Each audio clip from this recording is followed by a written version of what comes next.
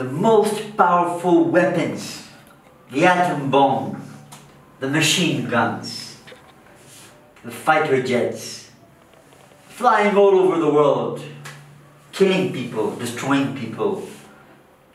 It was a time when strength was measured, when who had what ammunition, who had what explosive. And strength was measured by those who killed more, those who hated more. But at that time, we had one great leader, Mahatma Gandhi. A man, a little old, with a stick and skinny, who proved all these weapons wrong, who was the antithesis to the very rhetoric of winning a war with atom bombs, or machine guns, or fighter jets. Mahatma Gandhi, who has played a very significant role in my life in many respects, who taught us how to love, who taught us how to respect, who taught us how to be humble and polite, is a man, and I use the word is for a reason. He may be historic, but his thoughts, his ideals, and his struggle for good, struggle against discrimination is timeless and is universal. The Mahatma Gandhi came to Africa as Mohandas Karamchand Gandhi, and he left Africa as the Mahatma Gandhi. And I feel proud because me, having been born and brought up in Ethiopia, in Africa, I've always felt respected. I've always felt looked up to. And this man, this skinny man with a stick, who proved to be more powerful than those people, those nations with all the ammunitions in their possession, played a part and contributed to me feeling respected today as an Indian. And today, I feel respected as an Indian anywhere I go in the world because of a message that we carry, the message of Mahatma Gandhi, the message of peace, the message of love. The Mahatma, however, was not about being Indian. Of course, he was a proud, patriotic Indian, but he was not about being Indian. He was about being human. He was about fighting against discrimination for every human that exists on this planet. He was about fighting against discrimination, prejudice. He was a human who was against the very concept of hatred, the very concept of identifying oneself or any other person through race, religion, probably nationality, citizenship. And he created a space, an ideological space, to talk about humans as one. It was transcendental in many ways because he talked about the environment, he talked about agrarian life, he talked about the simplicities of life, and he expounded them at this great universal level. And he expounded them to a timeless note. Victor Hugo said, "No standing army can defeat an idea whose time has come." The Mahatma's thoughts are timeless. His ideals are timeless. And that is why I am of the opinion that no matter how much bang, bang, bang there is,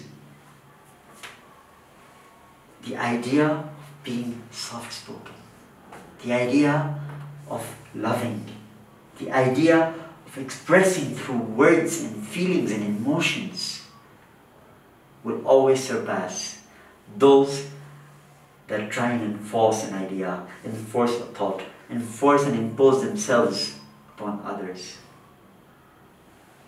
Today in the world we are having so many forms of violence through war, through ethnic conflicts, sometimes even fights and forms of violence for resources. But it is time that the world looks back to this man who changed the world in the 1940s, to this man who inspired other great leaders such as Nelson Mandela, who hails from this great continent, who inspired leaders like Martin Luther King Jr., and who eventually played a role as catalysts to make President Obama as the President of the United States of America. Yeah. This man, Mahatma Gandhi's thoughts, ideals, must be revisited. There needs to be a resurgence on his ideals, especially through those who are influential in positions of power, positions to educate the masses. As such, I take this opportunity to thank Satya Vaarta and the Ministry of External Affairs in India to give Kothari, myself, this opportunity to talk about Gandhiji and express my views on how the world should move forward. Every child in this world needs to know that there was a man, Mahatma Gandhi, who is still living in your thoughts, in your beliefs. Every child in this world needs to know that Mahatma Gandhi is a person who said that you deserve the right to be educated. You have the right to food, to water, to good health. And you have the right to be free, to express, and to teach. This is actually a gift that he gave to the world in many forms. Riding on the wave of Mahatma Gandhi, many African nations won independence from their colonial tyrants. And it is also time that tyrants today in our own lives, whether it be bullies in school, or those so-called lone wolves who go around shooting people in schools, or whether it is this concept of drug abuse and gangsterism, I think it is the best time where the ideals of the great Mahatma can be incorporated at every micro level, from schools to colleges to families and beyond. Because every nation in this world, every leader of this world must acknowledge, embrace Mahatma Gandhi's teachings. The rhetoric of hate, the rhetoric of identity, the rhetoric of them versus us must cease. Liberalism must have a resurgence where we talk about all of us. Because as a matter of fact, all the problems in the world are in front of us all. Whether it is violence, whether it is the scarcity of certain resources, whether it is issues related to drug abuse, these problems are there almost everywhere in the world. And everywhere in the world, there are different problems that can be solved using the ideals of the Mahatma Gandhi. I remember when I thought I'm going to solve a problem in a small way for this world, and I built a small eco-village along with other institutions. I said that, wow, I'm going to provide access for for clean water to 10,000 people. Or if I said that giving access to sanitation and hygiene to 1,000 school children. Over there I'm saying that Yes, I'm donating my blood so that I can, save lives. This idea of compassion that I thought that I am doing something great is actually rooted in the very thoughts that the great Mahatma Gandhi had taught us. And those roots must grow stronger. We have to do more good. In my business, when I think about integrating one process to another, as a businessman, when I think of cutting costs, I'm actually incorporating the idea of Swaraj of Mahatma Gandhi, self-sufficiency. The eco-village that I built was making the people there self-sufficient.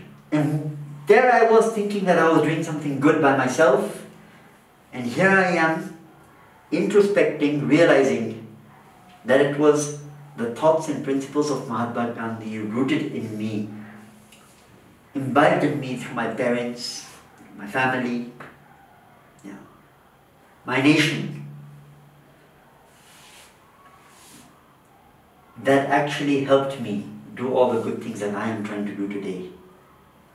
So, I encourage all of you to revisit the ideals and thoughts of Mahatma Gandhi, to revisit his notion of non-violence, to revisit his notion of truth, because truth is one element that overpowers any rhetoric that's designed, because truth is just there, it's truth.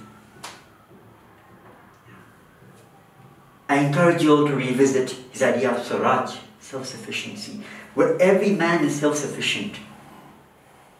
And I encourage you to revisit his idea of unity, where humanity is united.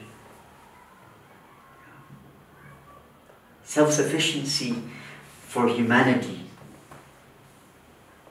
for the entire persons of this planet is beautiful. But that too, and think of his foresightedness at that time, that too in transcendence with the nature around us. Mahatma Gandhi never talked about pollution and global warming in probably the context that we talk about today, because probably that problem did not exist as to the severity that it exists today. But he had the foresight to understand and to reveal and to articulate that transcendence is a very beautiful thing that must be respected. The human relationship with nature must be nurtured. And this nurturing of the great Mahatma to his followers has made me what I am today in many respects. There's a lot to say about this great man. There's a lot to feel about this great man. But I am of the opinion that every person must try and find this great man from within and express it. Come, express your love towards the world. And I invite everybody, every person living on this planet Earth, to come and express their love for themselves, for their families, for the people around them, for all the people in this world, and for the nature that surrounds them. Thank you.